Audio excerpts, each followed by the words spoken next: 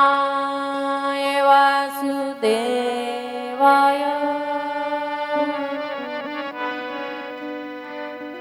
देवकी नंदनाय च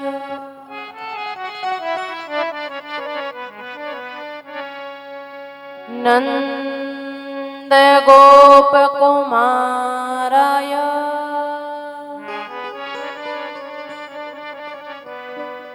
गोविन्दाय नमो नमः।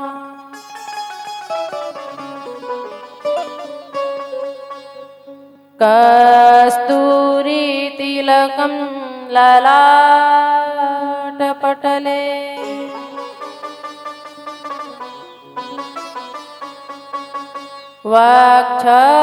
वक्षस्थले कौस्तुभम्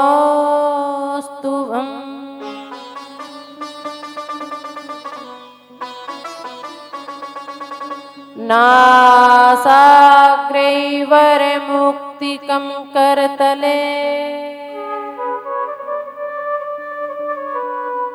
वेणुकरे कंकणम्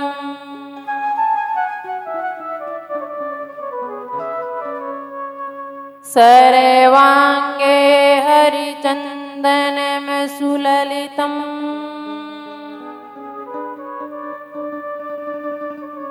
कंठे च मुक्तावलिः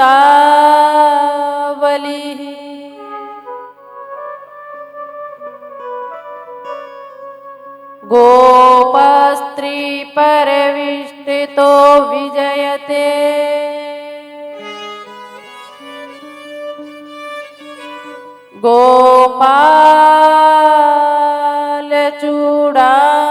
गोपालचूडामणिः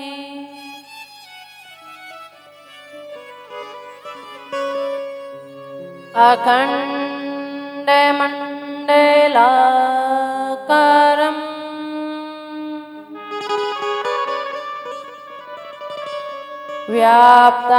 व्याप्तमेन चराचरम्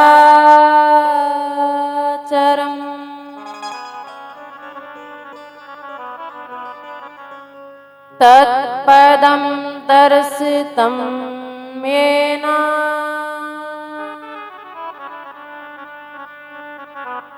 तस्मै श्री गुरवे नमः।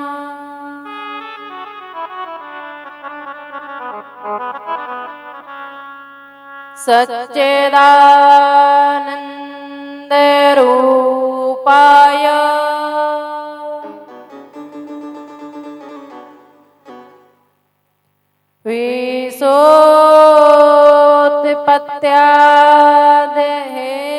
विशोत्पत्त्यादिहेतवे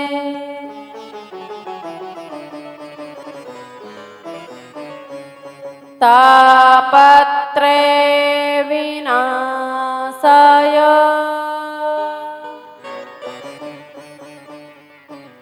श्रीकृष्णाय वयं नुमः।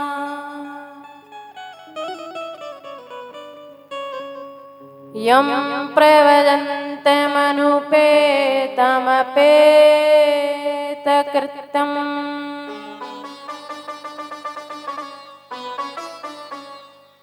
द्वैपायनो विरह कातरया जुहाव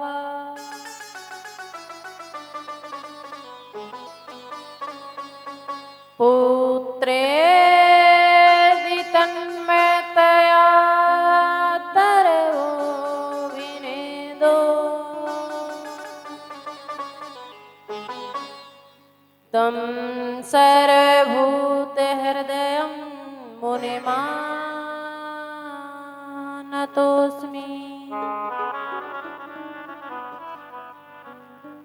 तं सर्वभूतहृदयं मुनिमानतोऽस्मि।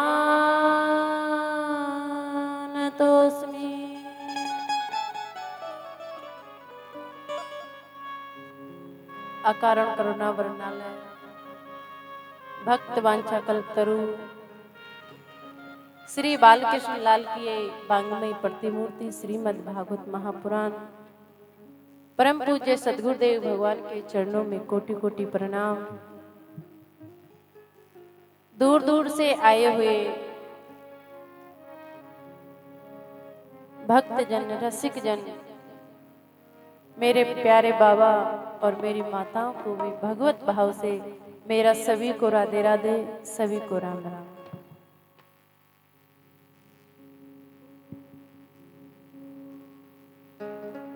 आइए सभी ताली बजाते हुए नाम संकीर्तन करें।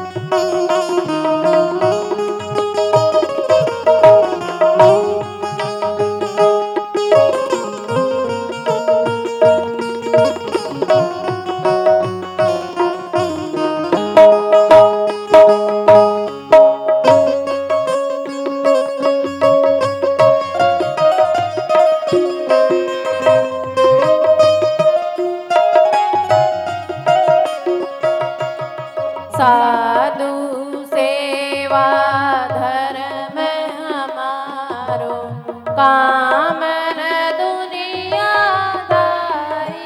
से। साधु सेवा धर्म हमारो कामन दुनियादारी से। साधु सेवा धर्म हमारो कामन दुनियादारी से। साधु सेवा धर्म हमारो कामन दुनियादारी से। ठाकुर हमरे रमण बिहारी, हम हैं रमण बिहारी के। ठाकुर हमरे रमण बिहारी, हम हैं रमण बिहारी के।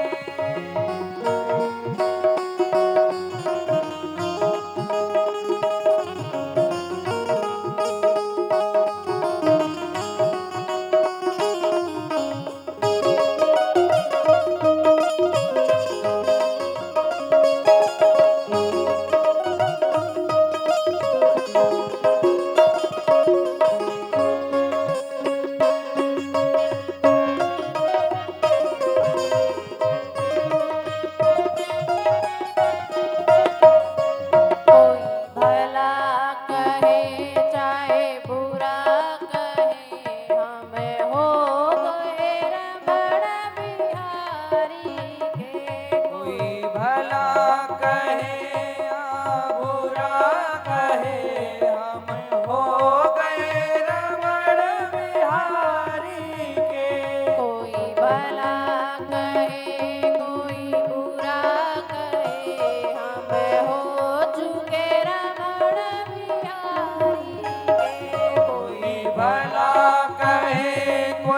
बुरा कहे हम हो चुके रमण बिहारी के। ठाकुर हमरे रमण बिहारी हम हैं रमण बिहारी के। ठाकुर हमारे रमण बिहारी हम हैं रमण बिहारी के।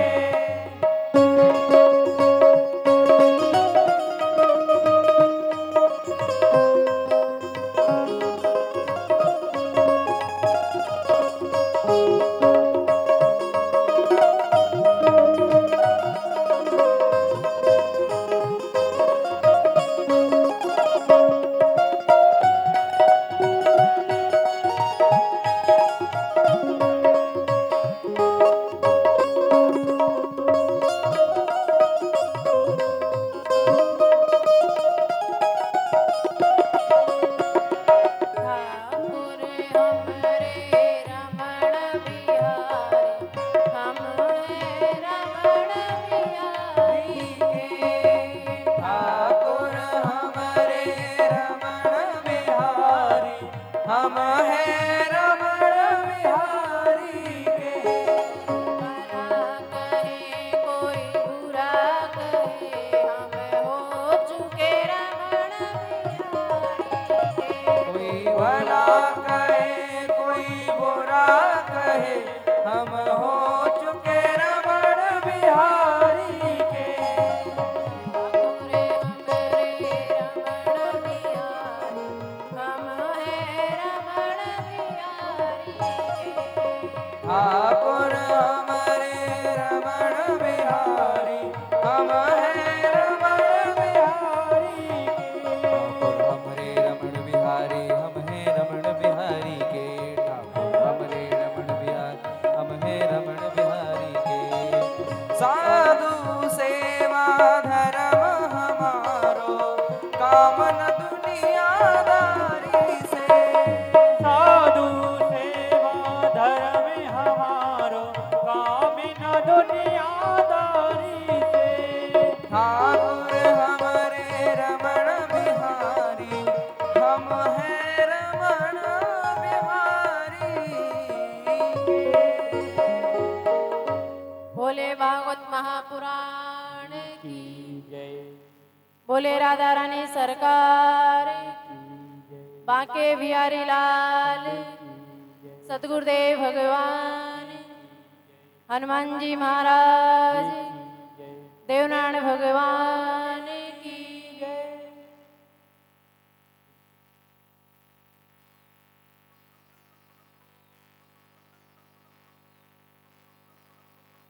कथा का आज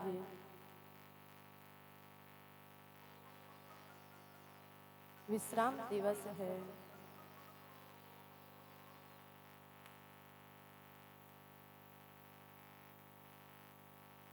छह दिन से हम ज्ञान गंगा में डुबकी लगाते हुए आ रहे हैं। बड़ी ही गोविंद की कृपा रही। राधा रानी की विशेष कृपा रही। विगत 6 दिन से बड़े भावपूर्वक प्रेम पूर्वक हमने इस ज्ञान गंगा में डुबकी लगाई।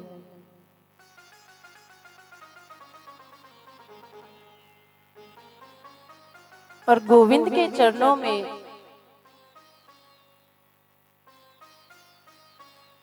यही प्रार्थना है कि ऐसे ही हमारा मन जो अब 6 दिन से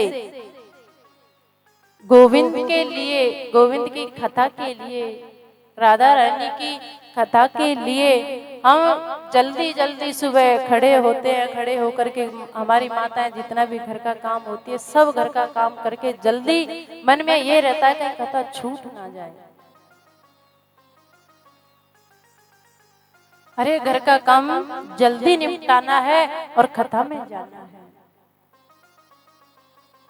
ये भाव जो 6 दिन से और आज जो 7वां दिन चल रहा है अब तक है, बस किशोरी जी के चरणों में यही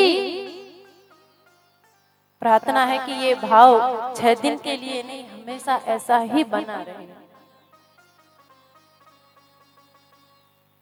गोविंद को पाने की लालसा, किशोरी जी के प्रेम की लालसा, गुरुदेव के चरणों की लालसा सदा हमारे हृदय में ऐसे ही बढ़ती रहे, दिन रात उनकी याद हमें छटपटाती रहे।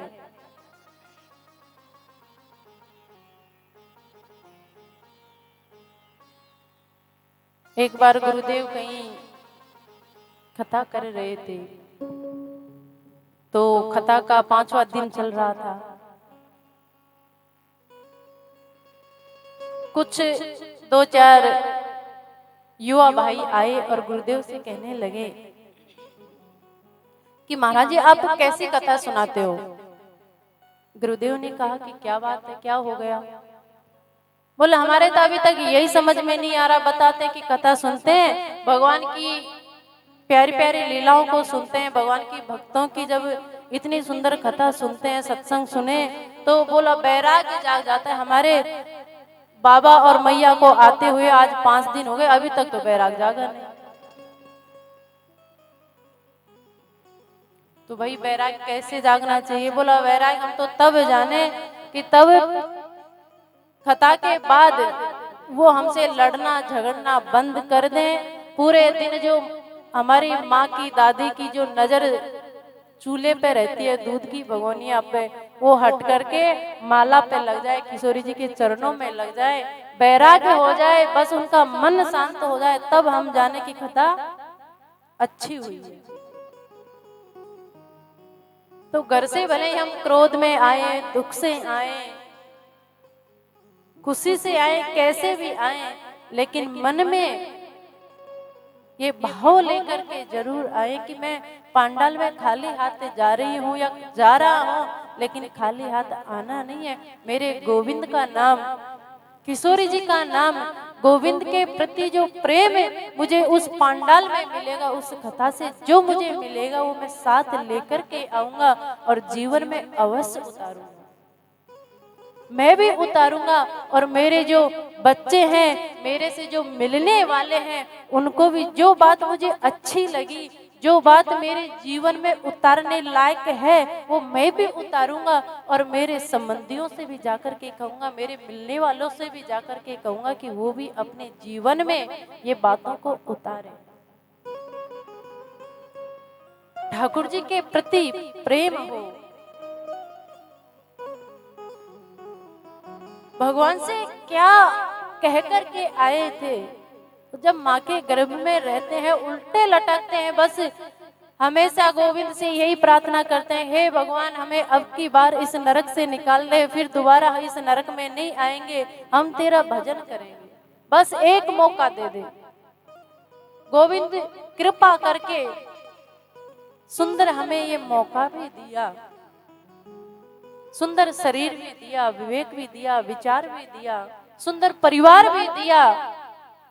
और कभी कभी भगवान की अति कृपा होती है, विशेष कृपा होती है, तो ऐसा धर्म पांडाल किशोरी जी के चरणों में, गोविंद के चरणों में बैठने का हमें अवसर भी मिलता है। लेकिन इतने अवसरों को, गोविंद की कृपा को हम पा तो रहे हैं, लेकिन जो माँ के गर्भ में जो वादा करके आए थे, शायद वो किसी किसी को याद रहता है।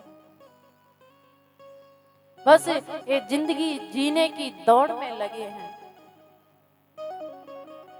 कहां से पैसा आए, कैसे आए, परिवार कैसे पले, घर का खर्चा कैसे चले।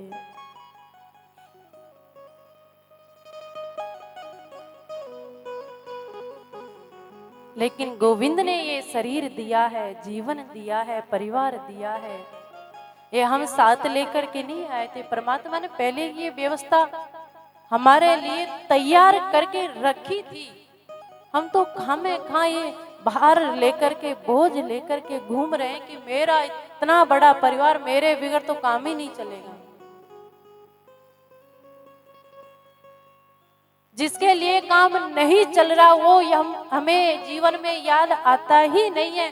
कभी कभी अगर किसी संत की चोट लग जाए, संत की वाणी लग जाए तो याद 2-4 दिन, 5-10 दिन रहेगी, फिर हम भूल जाते हैं। लेकिन जो असली बात याद रखनी है उसी को हम भूल जाते हैं। और यही संसार के प्रपंच में पढ़ करके हम एक दिन पूरा जीवन निकाल करके जैसे खाली हाथ आए थे वैसे ही खाली हाथ चले जाते हैं। खाली हाथ आए तो थे लेकिन खाली हाथ जाना नहीं।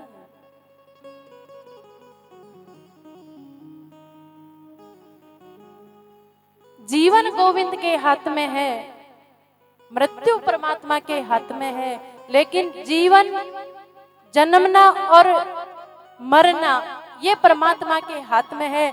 जो जन्म और मरण के बीच की जो जीवन है, जो समय है, वो हमारे हाथ में है। उसको हमको कैसे जीना है, उसको कैसे निकालना है। या तो संसार में रह करके, विषय भोगों में रह करके हमारा जीवन निकल जाए, या गोविंद का नाम लेकर के संतों की सानिध्य में, किशोरी जी के चरणों में गोविंद के प्रेम से भर करके ये जीवन निकाले तो हमारा ये जीवन जीना सार्थक है। ये मनुष्य शरीर मिलना सार्थक है। नहीं तो परिवार तो पशु पक्षियों के भी होते हैं, वो भी अपनी संतान का पेट पालन करते हैं, वो भी संतान को पालते हैं, परिवार उनके भी होता है। जरूरी नहीं कि महात्मा बन के भजन होते हैं, बिल्कुल नहीं। गोपियां कोई जंगल में नहीं गई थी, कोई महात्मा नहीं बनी थी।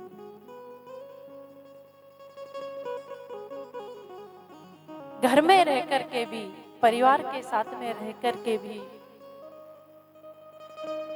संसार में भले ही शरीर को रखें लेकिन मन गोविंद के चरणों से लगा करके रखें। मन में गुरुदेव के दिए हुए उस मंत्र का जाप निरंतर चलता रहे। भले ही हम संसार में कुछ भी काम कर रहे हैं, चाहे खेत में कर रहे हैं, चाहे भैंसों का कर रहे हैं, चाहे घर का काम कर रहे हैं, चाहे हम शादी विवाह में, पार्टियों में जा रहे हैं, लेकिन मन गोविंद के चरणों में होना चाहिए। मन की डोरी उस गुरुदेव के दिए हुए मंत्र में निरंतर चलती रहे। अब प्रभु कृपा करो यही भांति, सब तज भजन करो दिन राति। हम भगवान से कभी कहते ही नहीं है कि संसार छूट जाए और गोविंद तुम्हारा भजन, तुम्हारी याद, तुम्हारी सानिध्य, तुम्हारी दया, तुम्हारी करुणा, तुम्हारा प्रेम मुझे मिले। मंदिर में जाएंगे, गुरुदेव के पास जाएंगे तो बस यही कहते हैं कि मेरा बेटा नौकरी लग जाए, बहू के बेटा हो जाए, पूरे परिवार में शांति बनी रहे, या फलाना खेत में ले लूं, फलानी बिल्डिंग में बना लूं। ये अच्छी बात है कि परिवार के लिए हम इतना सोचते हैं, लेकिन परिवार के साथ साथ में जिस गोविंद ने हमने इतना सुंदर परिवार, शरीर दिया है, मन दिया है, बुद्धि दी है, विवेक दिया है, उस गोविंद को सदा याद रखें। जीवन में एक रिश्ता बना करके रखें कि गोविंद मेरा है, मैं परमात्मा का हूं। वो परमात्मा पहले भी थे, वो गोविंद अभी भी हैं और वो बाद में भी रहेंगे। ये संसार तो अभी है, बाद का कोई पता नहीं, पहले का भी कोई पता नहीं हम कहाँ थे, कौन से घर में कौन सी पता नहीं पंछी बने होंगे, पशु बने होंगे, कीड़े मकोड़े बने होंगे, क्या पता क्या बने होंगे। तो इस कथा में जो हमने 6 दिन कथा सुनी है, 7वें दिन हम सुनने के लिए इस पंडाल में बैठे हैं, किशोरी जी के चरणों में बैठे हैं। जब कथा का विश्राम हो जाए तो गोविंद की झांकी, किशोरी जी की झांकी हृदय में बिठा करके लेके जाएं कि गोविंद मेरे हैं, मैं परमात्मा का हूं, गोविंद का हूं। किशोरी जी मेरी है, मैं किशोरी जी का हूं। एक बरसाने में एक बाबा हुए, तो बरसाने के बाबा के घर में 3 बेटे थे, बेटी कोई भी नहीं थी। अब सबके घर में जब बेटियां होती तो घर में कुछ चहल पहल खुशियां ज्यादा ही रहती हैं। तो बाबा के मन में थोड़ा दुख था कि मेरे घर में भी बेटी होती तो मेरा घर भी खुशियों से भरता। तो एक दिन दुखी मन से वो सेठ जी अपनी दुकान पे बैठे हुए थे बरसाने की।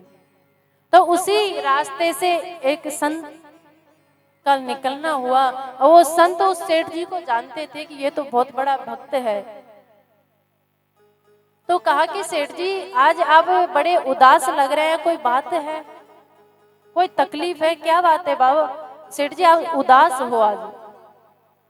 तो सेठ जी ने कहा कि बाबा उदास तो तकलीफ तो कुछ भी नहीं है, बस उदासी थोड़ी आज मेरे मन में थोड़ा सा खेद है, रक्षाबंधन का त्योहार है, सबकी बेटियां घर में आ रही हैं, मेरे कोई बेटी नहीं है। तो संत ने कहा कि अरे सेठ जी तुम तो बरसाने में रहते हो और बरसाने में तो सबकी बेटी किशोरी जी है, राधा रानी जी हैं, तुम उनको अपनी बेटी क्यों नहीं मानते हो? तो संत के समझाने पर उस सेठ जी दौड़े दौड़े किशोरी जी के मंदिर में गए और मंदिर में जाकर के किशोरी जी से कहने लगे, अरे किशोरी जी, अरे लाडली, मैं तो लली तेरे को भूल ही गया था, तू मेरी लली है, मुझे संत ने याद दिलाया, आज के बाद में तू मेरी लली है, मेरे घर में तेरे को रहना है और मैं अब कभी मेरे मन को दुखी नहीं करूंगा कि मेरे घर में कोई बेटी नहीं है, मेरी बेटी तुम हो। बाबा ये भाव सुना करके किशोरी जी को वापस दुकान पे आ गए। समय बढ़ता गया, बाबा के घर में, सेठ के घर में एक दिन एक मनहारन आई चूड़ी पहनाने के लिए बहुओं को। तो तीनों बहू को चूड़ी उस मनहारन ने पहनाई। जैसे ही पहना करके जाने लगी, इतने में एक छोटी सी लली आई और आकर के कहने लगी, अरे मनहारन मुझे चूड़ी नहीं पहनाओगी? तो इतनी मीठी आवाज सुनकर के मनहारन का मन बड़ा खुश हुआ और टोकरे को रख करके चूड़ियों का और उस लली को, उस कन्या को उस मनहारन ने चूड़ी पहनाई। मनहारन तीनों बहुओं को और लली को चूड़ी पहना करके चली गई, सेठ जी के पास गई। सेठ जी से कहा कि सेठ जी मैं आपकी घर में चूड़ी पहना करके आई हूँ, मुझे चूड़ियों का मोल पैसा चाहिए। सेठ जी ने 3 बहुओं को जो चूड़ी पहनाई थी पैसा दे दिया। मनहारन ने कहा कि तुम्हारे घर में एक छोटी सी लली, एक कन्या और है, उसको भी मैं चूड़ी पहना के आई हूँ तो उसके भी मुझे पैसे चाहिए, पैसे चारों के चाहिए। मनहारन ने जैसे ही कहा तो सेठ जी ने कहा कि मेरे घर में तो 3 बहू हैं, चौथी कहां से है, कोई पड़ोसन की होगी उससे जाकर के ले लेना। मनहारन ने कहा कि तुम्हारे घर से निकल के आई थी,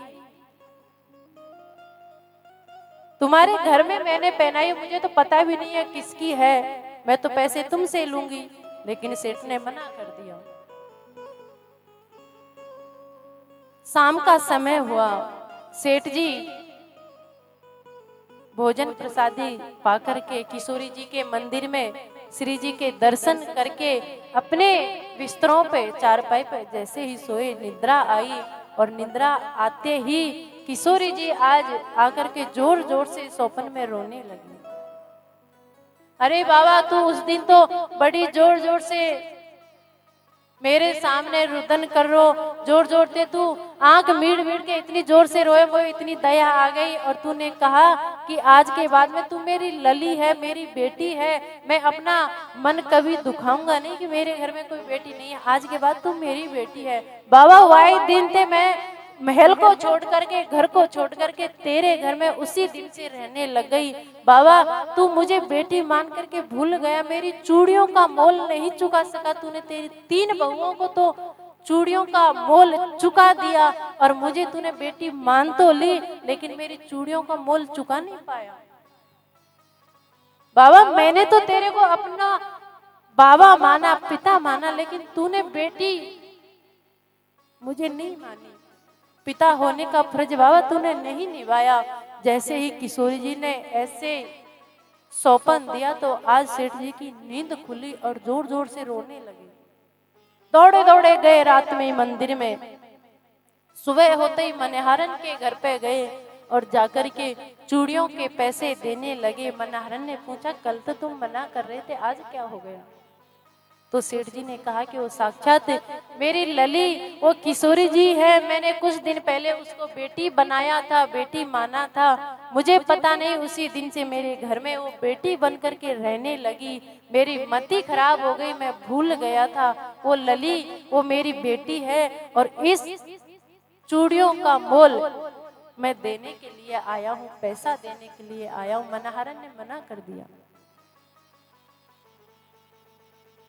कि इससे बड़ा मेरा क्या सौभाग्य हो सकता है जो साक्षात किशोरी जी को मैंने चूड़ी पहनाई। तो गोविंद से हमें सच्चा नहीं तो झूठा भी अगर रिश्ता जिस दिन बना लेंगे, हम भले गोविंद को भूल जाएं, परमात्मा को भूल जाएं, लेकिन वो कभी भी हमको भूलेंगे नहीं। जब कभी संकट आएगा, कभी दुख आएगा, गोविंद को एक भी आवाज हाथ उठा करके लगा देंगे तो तुरंत दौड़े दौड़े आएंगे, वैकुंठ छोड़ देंगे और भक्तों के लिए छोड़े भी हैं।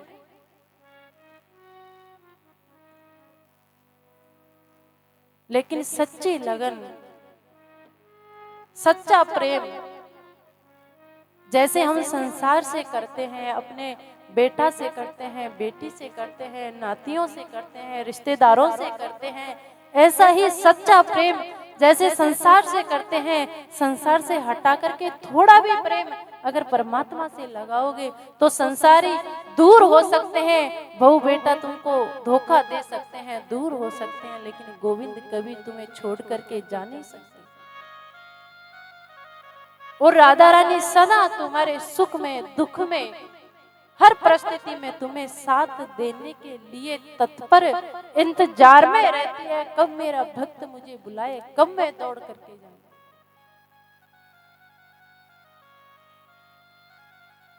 तो इधर देवकी और वसुदेव जी जेल में तो पड़े हैं, लेकिन इंतजार, विश्वास उस परमात्मा पर है कि आकाशवाणी हुई थी साक्षात नारायण आएंगे और नारायण के रूप में ही हमारे लाला बन करके वो नारायण ही आए, हमें इस जेल से मुक्त अवश्य कराएंगे, इस पापी कंस को अवश्य दंड देंगे, इसका अंत अवश्य करेंगे, पूर्ण रूप से विश्वास है।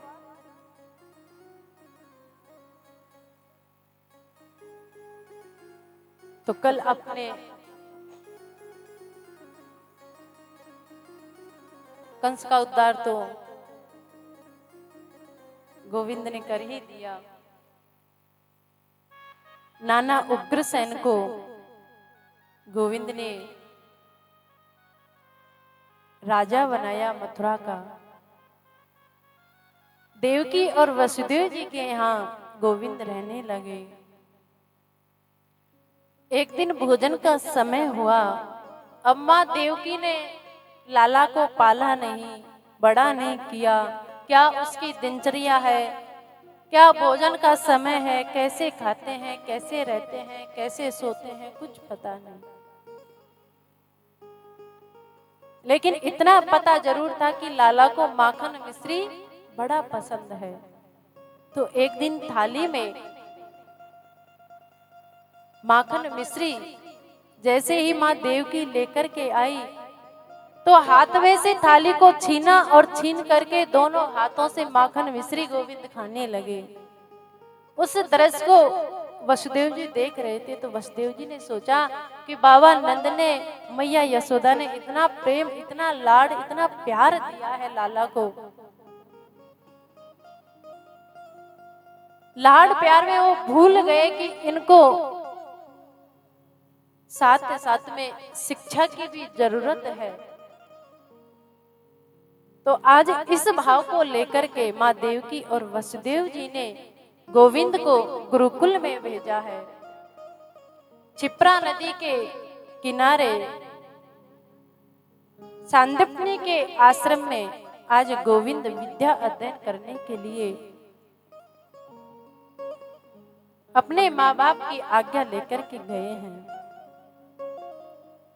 सब विद्यार्थियों के साथ में गुरुकुल में रहते हैं, सब विद्यार्थियों की भांति आश्रम की सेवा करते, गुरुदेव की सेवा करते, सबके साथ मिलकर के भोजन पाते। और गुरुकुल में ही सुदामा जी से खूब घनिष्ठ मित्रता भी गोविंद की हुई। 56 दिन में 56 विद्याएं, 64 दिन में 64 विद्याएं और 64 कलाओं का अध्ययन करके आज गोविंद गुरुदेव के सामने गए, प्रणाम किया और प्रणाम करके कहने लगे, गुरुदेव आपने मुझे अध्ययन कराया, मैं बड़ा खुश हूं। आज मेरा मन है कि मैं आपको कुछ दक्षिणा दे करके जाऊं। तो गुरुदेव ने मना कर दिया कि मेरा इससे बड़ा और सौभाग्य क्या हो सकता है, जो साक्षात नारायण मेरे सानिध्य में रह करके विद्या अध्ययन करने के लिए आए।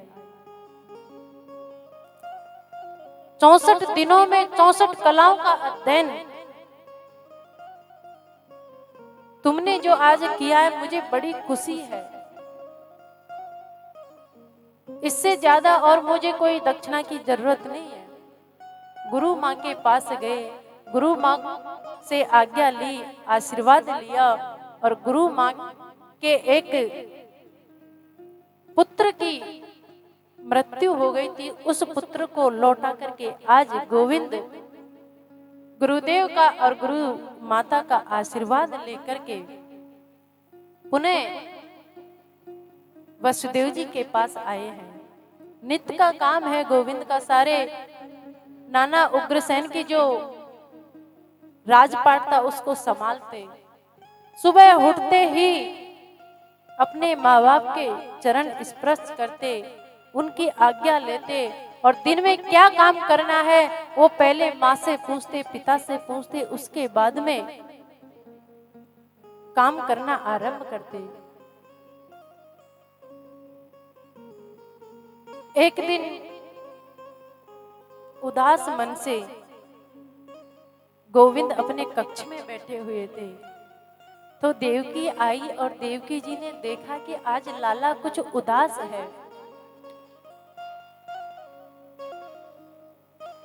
जब ब्रज से आया था तो लाला बड़ा अष्टपुष्ट, बड़े चेहरे पे तेज था और जब तक मेरे पास पहले रहा तब भी खुश था, लेकिन जब से गुरुदेव की सानिध्य में विद्या अध्ययन करके आया है उसके बाद में बड़ा उदास उदास रहता है। लगता है कि कोई मन की चिंता इनको सता रही है।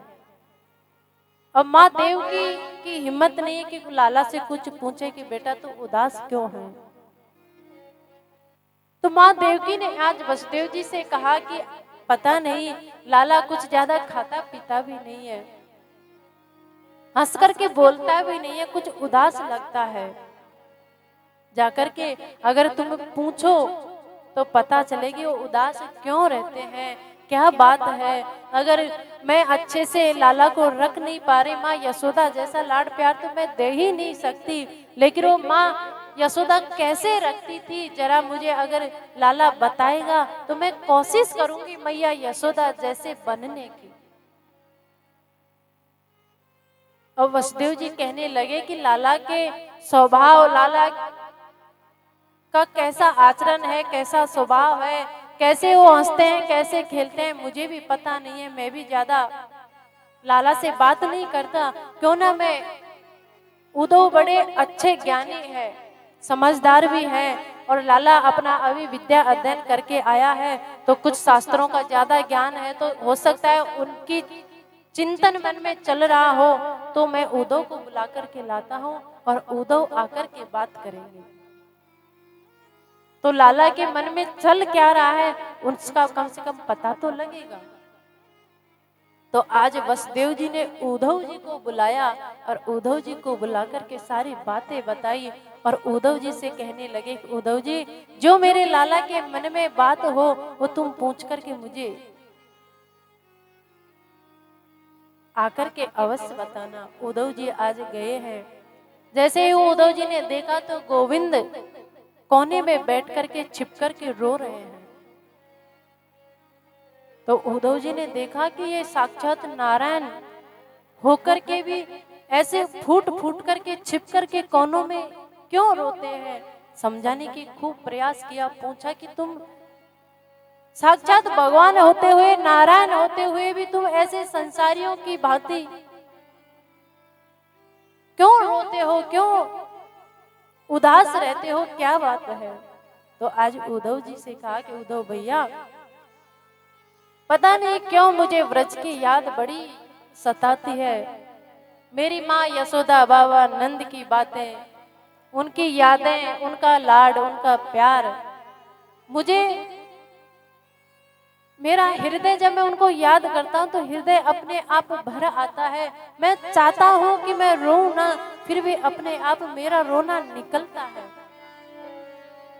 मैं उनसे एक झूठ बोल करके आया था सारे ब्रजवासियों से कि मैं परसों आ जाऊंगा, और तुम्हें तो पता है आज मुझे बरसों बीत गई, मैं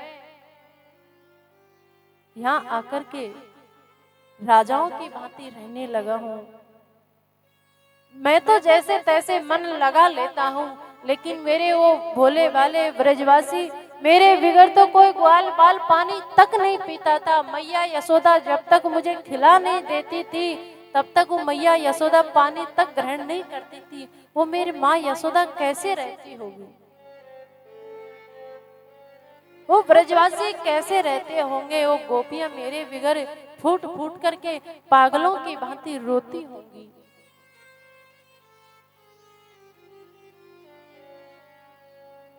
वो राधा, वो किशोरी जो मेरे बिगर जब तक मेरे दर्शन नहीं हो जाते तब तक वो बरसाने में महलों में जाती ही नहीं थी। मेरे दर्शन करके ही उसका घर का काम शुरू होता था। वो राधा रानी कैसे रह रही होगी। मैं सारा व्रज का भार किशोरी के हाथों में सौंप तो आया, वो राधा रानी के हाथों में सौंप तो आया, लेकिन राधा रानी खुद ही मेरी यादों में इतनी टूट चुकी होगी, वो कैसे संभालेगी व्रज को। अगर उद्धव भैया वो सारे व्रजवासी मुझे याद करना छोड़ दें, मुझे भूल जाएं, तो शायद मुझे लगेगा कि मेरी भी यादें, मेरी भी जो गोपियों की, बाबा नंद की, माँ यशोदा की, ग्वाल वालों की मुझे जो इतनी याद सताती है वो शायद थोड़ी कम पड़ जाएगी। तो आज उद्धव को गोविंद ने ब्रज की सारी दशा बताई और आज उद्धव भैया को ब्रज में भेजा है, वृंदावन में भेजा है। और उद्धव जी कहने लगे कि मैं वृंदावन चला तो जाऊंगा, लेकिन मुझे पता है वो अनपढ़ सारे ग्वाल वाल है, वो अनपढ़ गोपियां ब्रजवासी, मैं इतना बड़ा विद्वान,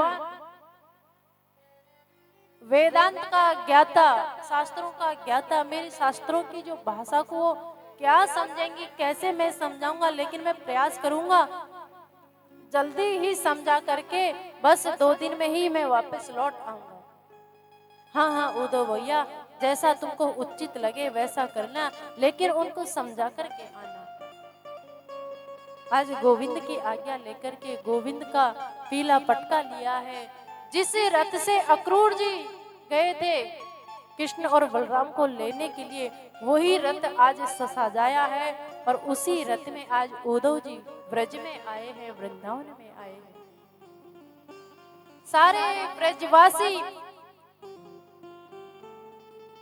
सुबह होते ही, भोर होते ही जो रास्ता मथुरा की ओर आ रहा था, उस रास्ते में आकर के सारे ब्रजवासी, सारी गोपियां, सारे गोप ग्वाल आकर के बैठ जाते कि हमारा लाला आएगा, वो परसों की कह के गया है, वो जरूर आएगा। एक बात ब्रजवासियों की बहुत अच्छी लगती है, हमारा लाला परसों की कह के गया तो वो जरूर आएगा, हमें भरोसा है। सारे ब्रजवासी इतना भरोसा करते थे गोविंद के ऊपर, हमारे कन्हैया ने जो कह दिया वो कभी झूठ नहीं कह सकता, कभी वो झूठा नहीं हो सकता, जो कह दिया वो अवश्य करेगा। हमारा कान्हा कह के गया था परसों आऊंगा तो आएगा, सारे इसी इंतजार में सारे रास्ते में बैठे रहते, खड़े होकर के देखते, कोई पेड़ के ऊपर चढ़ के देखता कि कहाँ उसका रथ आ रहा है। जैसे ही रथ दिखेगा, दिखाई देगा तो दौड़ करके कन्हैया के पास वहीं चले जाएंगे। और एक सखा ने कहा कि अरे जब वो आएगा ना तो उसी समय मैं तो उससे रूठ ही जाऊंगा, कहूंगा परसों की कह के गया था, इतने दिन हो गए अभी तक तू लौटा नहीं। एक सखा ने कहा अरे वो आएगा ना तब मैं पेड़ की ओट में छिप जाऊंगा, जब वो आकर के मुझे जरूर याद करेगा वो मेरा तोप नाम का सखा कहाँ है, क्योंकि मैंने उसको बहुत घोड़ा बनाया, मुझे कैसे भूल सकता है। आते ही ना मैं पेड़ की ओट में छिप जाऊंगा। और जाकर के पेड़ की ओट में छिप गए, थोड़ी देर बाद फिर निकल के आए, अरे कहीं मैं पेड़ की ओट में छिपाई रह जाऊं और मेरा लाला थोड़ी देर के लिए आए, सखा आए और कहीं तुमसे मिलकर के भाग गया तो। आजकल वो मथुरा में रहने लग गया, अरे वो कपटी जो कंस था ना, शायद उसका असर चढ़ गया होगा उसको। तो सारे ब्रजवासी गोविंद की, कन्हैया की ऐसी बातें कर करके फिर याद आता कि वो तो पता नहीं कब आएगा, फिर फूट फूट के रोने लगते। तो आज मथुरा से जैसे ही उद्धव जी वृंदावन की ओर आए, जो रथ के घोड़े थे वृंदावन में आते ही इतने आनंद में भर गए, इतने प्रेम में सराबोर हो गए कि वो घोड़े नेत्रों से अश्रुपात करने लगे, नीची गर्दन करके चलने लगे। घोड़ों के मन के भाव इतने सुंदर है, सोचते हैं कि इस व्रज रज में हमारे प्राण वल्लभ, हमारा परमात्मा, हमारा नारायण, हमारा गोविंद नंगे पैर इस ब्रज की रज में डोले थे, ब्रज की रज में घूमे थे। आज हमारा कितना बड़ा सौभाग्य है, आज हमें इस ब्रज की रज का आनंद, इस ब्रज की रज हमें मिली है, बहुत बड़ा हमारा सौभाग्य है। आज वो घोड़े भी अपने आप को बड़े सौभाग्यशाली समझ रहे हैं। उद्धव जी का रथ जैसे ही ब्रजवासियों को दिखाई दिया तो सारे ब्रजवासी दौड़ पड़े रथ की तरफ। अरे जिस रथ में हमारा लाला गया था, कन्वा गया था, वो ही रथ आ रहा है। मैंने कहा था ना कि परसों की कह के गया तो वो आएगा, देखो हमारा लाला आ गया। अब उद्धव जी कुछ कन्हैया जी से मिलते जुलते थे,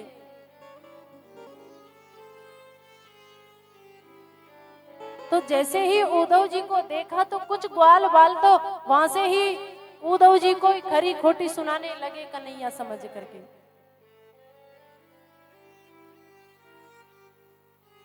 जैसे ही गोपियों ने उद्धव जी की तरफ देखा, उद्धव जी रथ से उतर करके आए और गोपियों से कहा कि मैं मथुरा से आया हूँ, कन्हैया का सखा हूँ और मुझे कन्हैया ने भेजा है कुछ संदेश लेकर के। क्या मैया यशोदा बाबा नंद का महल कहाँ है, घर कहाँ है, क्या मुझे बताने का प्रयास करोगे? तो सारी गोपियां उद्धव को देख करके सबने मुंह फेर लिया।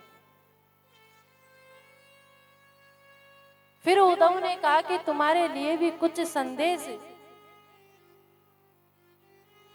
गोविंद ने भेजा है, एक पत्र तुम्हारे लिए भेजा है और ये पत्र मैं तुम्हें पढ़ करके सुनाता हूँ। तुम सारी ब्रज गोपियां, सारे ग्वालवाल, सारे गोप, सारे तुम ही हो। तो सबने कह दिया कि हाँ, हम ही हमारे कनवा के, हमारे लाला के सखा है, हमें यही सारी गोपियां हैं। तो जैसे ही पत्र जेब से निकाला और जेब से निकाल करके उद्धव जी उस पत्र को पढ़ने वाले ही थे, इतने में तो गोपियां दौड़ी दौड़ी आई और आकर के उस पत्र को छीन लिया। सारी गोपियां उस पत्र को छोटे छोटे टुकड़े कर डाले। कोई तो गोपी उस पत्र को चूमती है, कोई माथा लगाती है, एक गोपी तो उस पत्र के टुकड़े को पेट में ही निकल गई। उद्धव जी तो देखते ही रह गए। उद्धव जी ने कहा कि मैं तो समझता था तुम बिल्कुल ही अनपढ़ हो, पागल हो, गंवार हो, लेकिन आज सच में ही समझ आया कि तुम बिल्कुल ही गंवार हो, पागल हो। अरे तुम्हें इतना भी पता नहीं है कि ये पढ़ने का, ये पत्र पढ़ा जाता है, इसमें कुछ संदेश लिख करके भेजा था लाला ने। तुमने तो उस संदेश को पढ़ने लायक भी नहीं छोड़ा, छोटे छोटे टुकड़े कर डाले। अरे ये कोई चूमने की चीज है, कोई माथा लगाने की चीज है? कुछ गोपियां तो इन छोटे छोटे टुकड़ों को पेट में ही निगल गई, ये कोई खाने की चीज है? तो गोपियों ने कहा कि उद्धव भैया, हमारे लिए उसने क्या लिखा था, क्या नहीं लिखा, हम बस ये नहीं जानती। हम तो इतना जानती है, जब गोविंद के हाथ में ये पत्र था, जब हमारी याद जरूर आई होगी, हमारी याद आई, हमको याद करके उस गोविंद ने ये पत्र लिखा होगा। बस हमारे लिए तो इतना ही काफी है कि ये कागज का टुकड़ा हमारे गोविंद के हाथ में था, और इससे ज्यादा हमको कुछ नहीं चाहिए। बस इतना ही हमारे लिए काफी है कि वो लाला हमें याद करता है और याद करके पत्र लिखा। ये पत्र गोविंद का स्पर्श किया हुआ है, बस इतना ही बहुत है, और हमें कुछ नहीं चाहिए। हमारे लिए क्या लिखा, क्या नहीं लिखा, हमें उससे कोई मतलब नहीं। उद्धव जी तो गोपियों की ऐसी बात सुनकर के दंग रह गए। उद्धव जी ने सोचा कि जब गोपियों की ये हालत है, तो माँ यशोदा की क्या हालत होगी, बाबा नंद को कैसे समझाऊंगा। अपने हृदय को मजबूत किया और मजबूत करके कहने लगे कि बाबा नंद का घर कहाँ है? तो गोपियों ने कहा, जो ये पानी का जो नाला बहता हुआ आ रहा है, जहाँ ये पानी का नाला समाप्त हो जाए तो समझ लेना कि बाबा का घर यही है। उद्धव जी तो देख करके हैरान रह गए कि ये कौन सा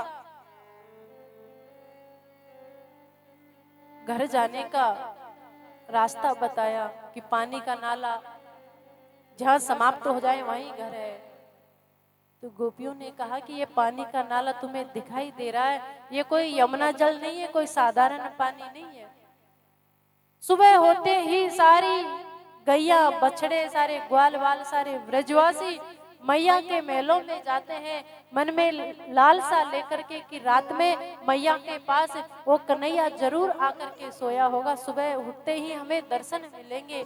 जब जाकर के देखते हैं कि बूढ़ी मैया यशोदा आंगन में बैठी बैठी लाला की याद करके रो रही है, तो सारे ब्रजवासी लाला की याद करके सब रोते हैं फूट फूट करके।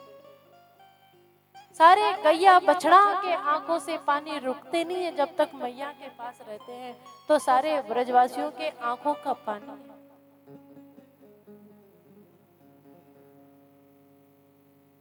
तो उद्धव जी की तो आधी हालत खराब, आधा जो ज्ञान का अहंकार था, वो आधा ज्ञान का अहंकार तो यहीं समाप्त हो गया।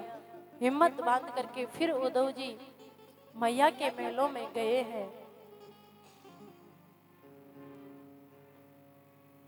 मैया के महलों में जाकर के दरवाजा जोर से खुटखुटाया। बूढ़ी मैया यशोदा दौड़ करके आई और आकर के कहा, अरे कौन हो? तुम्हें पता नहीं मैंने मेरे लाला को बड़ी मुश्किल से सुलाया है। कभी तो वो चंदा मांगता है, कभी माखन मांगता है, कभी बहू मांगता है। अरे पूरी रात हो गई मुझे लाला को बहलाते बहलाते, अब जाकर के जैसे तैसे सोया है। तो इतनी जोर से गेट काय को खुटखुटा रहे हो लाला? तो कहा चाहिए, तो माखन चाहिए, मिश्री चाहिए, जो कछु लेनो हो सो तू ले जा और जल्दी यहाँ से चला जा। उद्धव जी ने कहा, मैया मैं मथुरा से आया हूँ उद्धव, मेरा नाम है कन्हैया का, मैं मित्र हूँ, सखा हूँ, कन्हैया का संदेशा लेकर के आया हूँ। अरे हाँ हाँ, तू कन्हैया का मित्र है, मैं समझ गई। और अरे अरे लाला तू अंदर आके बैठ, लेकिन तू धीरे धीरे बोलना, जोर से मत बोलना, धीरे धीरे आना, मेरा लाला सो रहा है, जग जाएगा। उद्धव जी ने कहा कि मैया तुम्हारे लाला के दर्शन करने के लिए ही मैं आया हूँ, तुम्हारे लाला के मुझे भी दर्शन चाहिए, मुझे भी दर्शन करा दो।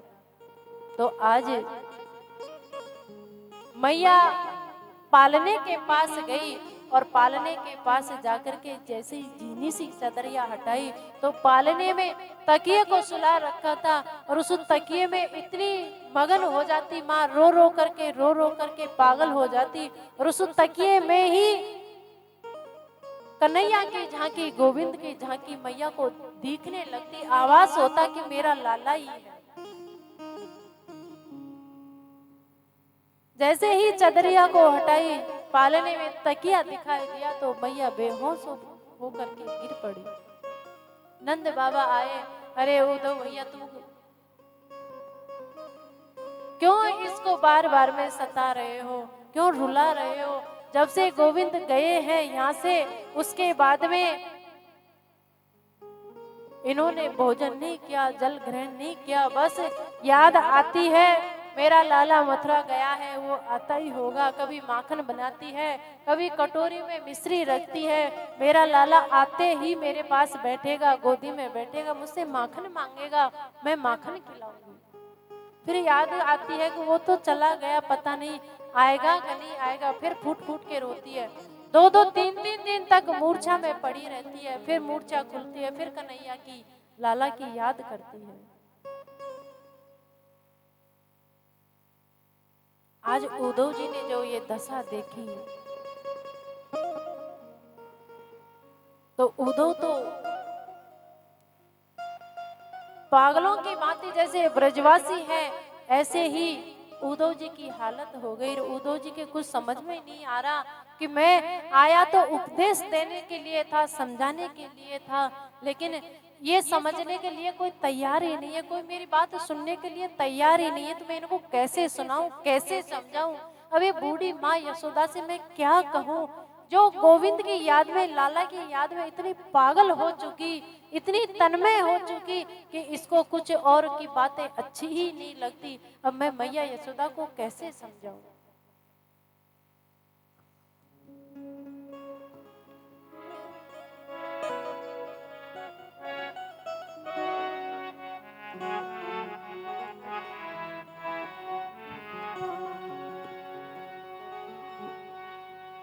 ये तो प्रेम की बात है उद्धव, बंदगी तेरे बस की नहीं है। ये तो प्रेम की बात है उद्धव, बंदगी तेरे बस की नहीं है। ये तो प्रेम की बात है उद्धव, बंदगी तेरे बस की यहाँ सर दे के होते हैं सौदे, आस की इतनी सस्ती नहीं है। ये तो प्रेम की बात है उद्धव, बंदगी तेरे बस की नहीं है।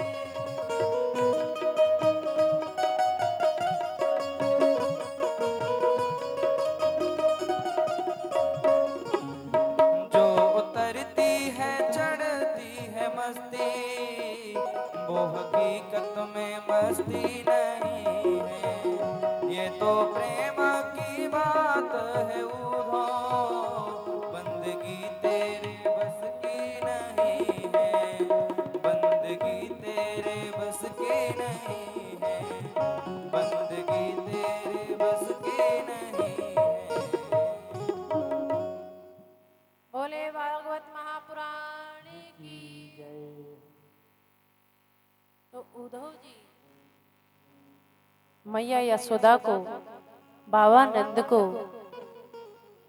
जैसे तैसे समझा करके आए हैं। अब गोपियों के पास उद्धव जी आए तो उद्धव जी आकर के एक पेड़ की ओट में खड़े हो गए। मन में सोचने लगे कि गोपियों को मैं कैसे समझाऊं, क्या कहूं, क्या उपदेश दूं। लेकिन कन्हैया से कह के आया था कि मैं समझा करके आऊंगा। उनका जो तुम्हारे प्रति मोह है उस मोह को मैं तोड़ करके आऊंगा।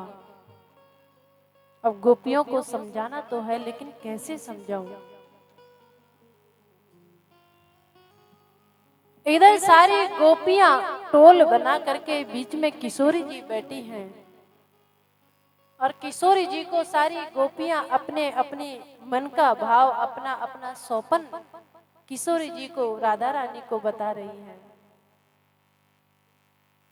एक गोपी कहने लगी, अरे किशोरी, आज तुझे पता है मेरे सपने में कन्हैया आए और आकर के मुझसे कहने लगे, भाभी, अरे गोपी, मुझे बड़ी जोर से भूख लगी है, मुझे माखन खाना है। तो मैंने कटोरी में माखन मिश्री मिला करके दिया और कहा कि मुझे हाथ का दिया तो पसंद ही नहीं है। सीधे गए रसोई में और रसोई में जाकर के कुछ माखन खाया और मटकी को फोड़ करके पिछली गली से भाग गए। जैसे मैं पकड़ने के लिए तैयार हुई, पीछे पीछे भागी, तो इतने में मेरी आंख खुल गई। देखा कि गोविंद को गए तो बहुत दिन हो गए। एक गोपी ने कहा कि आज मेरे पीछे पीछे यमुना जल भरने के लिए गए। जैसे मैं घर में घुसने वाली ही थी, पीछे से एक मोटी सी ढेल फेंकी और मेरी मटकी आंगन में फूट गई, मैं पूरी भीग गई।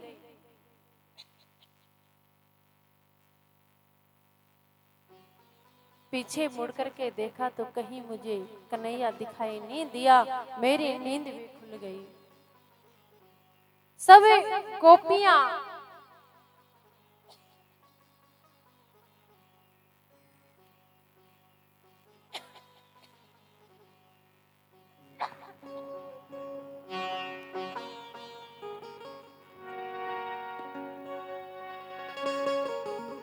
गोविंद मेरो है, गोपाल मेरो है, गोविंद मेरो है, गोपाल मेरो है।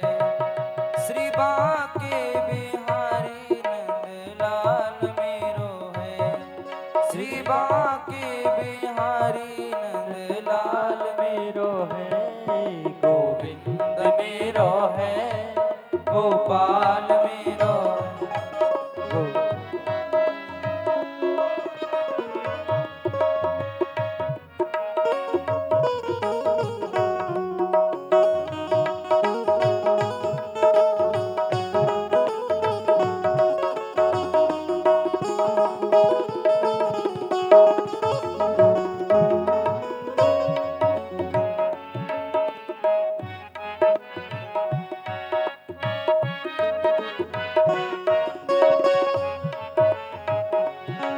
श्री बांके बिहारी नंदलाल मेरो है, श्री बांके बिहारी नंदलाल मेरो है, श्री बांके बिहारी नंदलाल मेरो है।